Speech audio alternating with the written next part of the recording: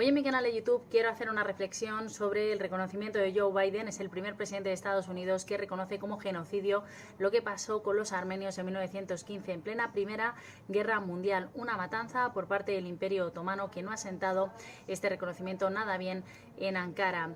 Estamos hablando de dos aliados tradicionales en la OTAN, Turquía, Estados Unidos, que ahora mismo no atraviesan por su mejor momento.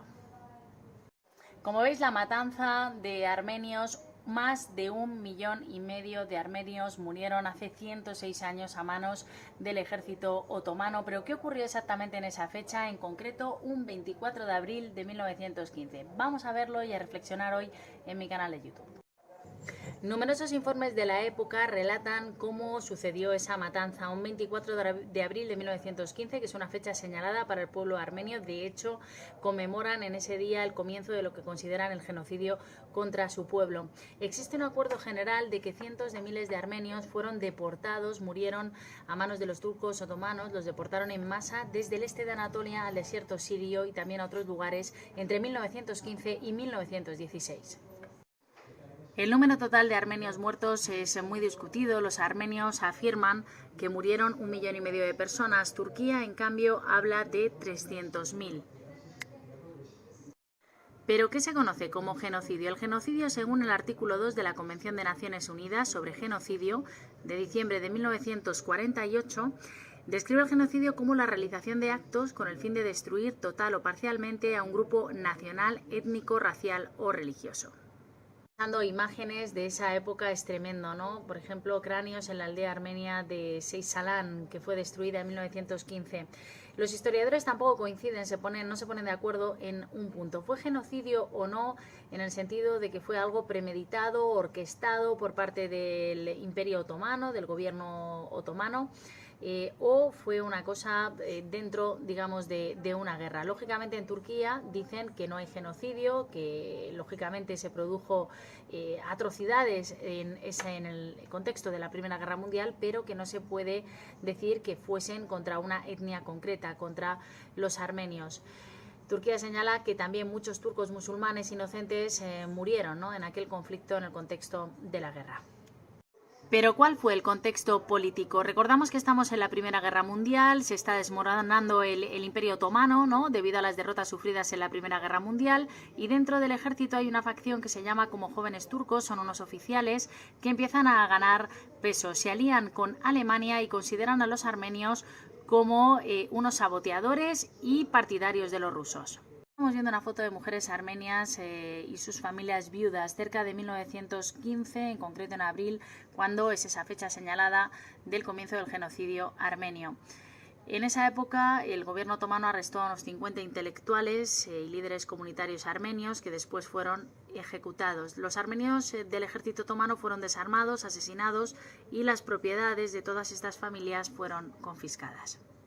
Al finalizar la Primera Guerra Mundial hubo una serie de juicios, pero consideraron que no fueron suficientes esos juicios para ser responsables de toda la matanza de ese genocidio, ¿no? Aquí vemos un niño huérfano, único sobreviviente de una familia de 15, ¿no?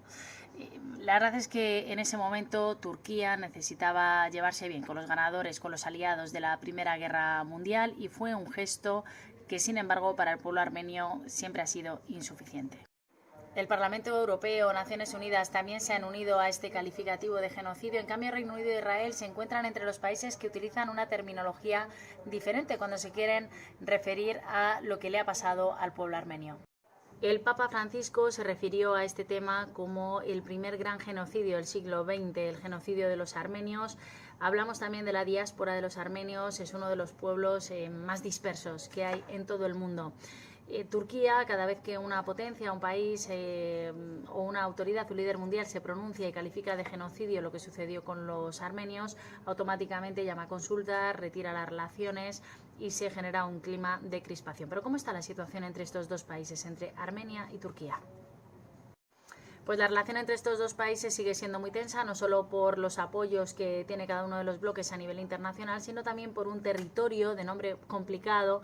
Es el conflicto de Nagorno-Karabaj. Es un territorio que está dentro de Azerbaiyán, que es gobernado por líderes de etnia armenia, y en este conflicto que tienen Azerbaiyán y en este territorio en concreto Turquía respalda a Azerbaiyán, y esto también complica que haya unas buenas relaciones con el pueblo armenio. Después de décadas y décadas de hostilidades, lo cierto es que se produjo un cierto deshielo en el año 2009. En octubre se firmó un acuerdo para restablecer relaciones y abrir las fronteras, pero de momento un acuerdo que no se ha ratificado. La participación otomana en la Guerra Mundial se abrió con una sonora derrota ante los rusos en el frente del Cáucaso. El 24 de abril de 1915, unos 250 intelectuales y líderes armenios de Estambul fueron detenidos y deportados. Era el inicio de un plan de limpieza étnica que quedaría plasmado en la Ley de Traslado y Reasentamiento aprobada el 27 de mayo. Aquí seguimos viendo más fotografías.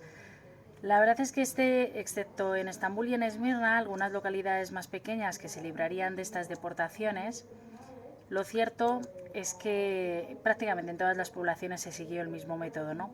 Primero se obligó a los hombres que estaban armados, a los soldados armenios que estaban en el ejército otomano, a entregar sus armas. Después se detuvo y asesinó a los notables, a los líderes. Después se anunció a los armenios que serían deportados.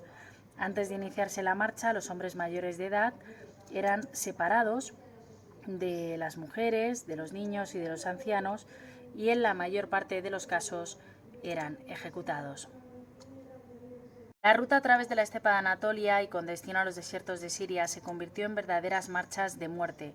Sin apenas acceso a comida o agua, diezmados por las enfermedades, miles de armenios murieron por los caminos. Las columnas de deportados eran habitualmente sometidas también a vejaciones por los gendarmes, los ataques de bandas de kurdos, turcomanos, y que además de despojarles de todas sus pertenencias, raptaban a jóvenes para violarlas o tomarlas como esposas.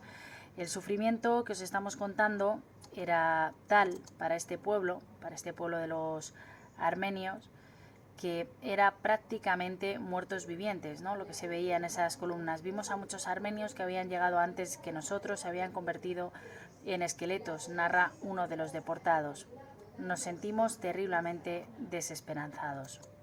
Y como vemos, en estas caravanas había también muchos niños.